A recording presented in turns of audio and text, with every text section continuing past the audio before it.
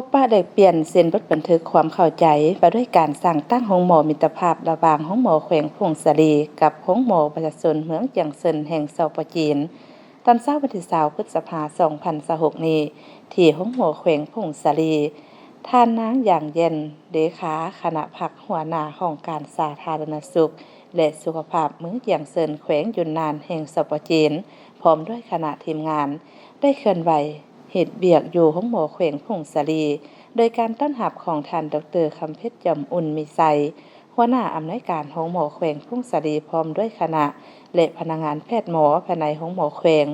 โอกาสนี้คณะทีมงานทั้งสองฝ่ายได้เข้าร่วมกองประชุมพบปะแลกเปลี่ยนเส้นบทบันทึกความเข้าใจมาด้วยการสร้างตั้งห้องหมอมิตรภาพระหว่างห้องหมอแขวงพงศาลีกับห้องหมอประชาชนเมืองเจียงเซินแขวงยุนนานแห่งเซาปะจีนอยู่ห้องประชุมชั้น2ของห้องหมอแขวงพงศาลีโดยการเข้าร่วมมีท่านดร.ไซนุภาพสุจันทร์กรรมการพรรคแขวงหัวหน้าแผนกสาธารณสุขแขวงพงศาลีตลอดฮอดคณะนำทั้งสองฝ่ายเข้าร่วมที่ประชุมทั้งสองฝ่ายได้ผลัดเปลี่ยนกันนำรายงานย่อสภาพการจัดตั้งปฏิบัติเปียกงานรอบด้านในระยะที่ผ่านมาพร้อมด้วยท่านดร.ไซนุภาพสุจันทร์กรรมการพรรคแขวงหัวหน้าแผนกสาธารณสุขแขวงพงศาลีได้มีคำเห็นและตีราคาสูง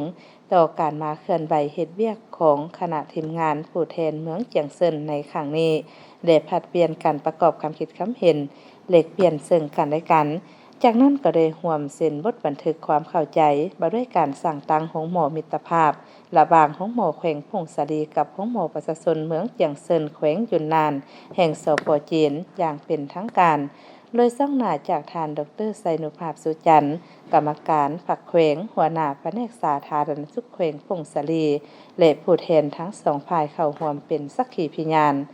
โอกาสนี้ผู้แทนของหมอประชาชน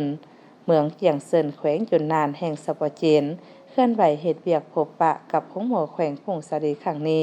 ยังได้นำพาทีมงานแพทย์หมอมาให้บริการกวดพยาธิกับประชาชนแขวงพงศาลีตื่มอีกซึ่งมีประชาชนมาใช้บริการกวดพยาธิต่างๆเป็นจำนวนอย่างหลวงหลาย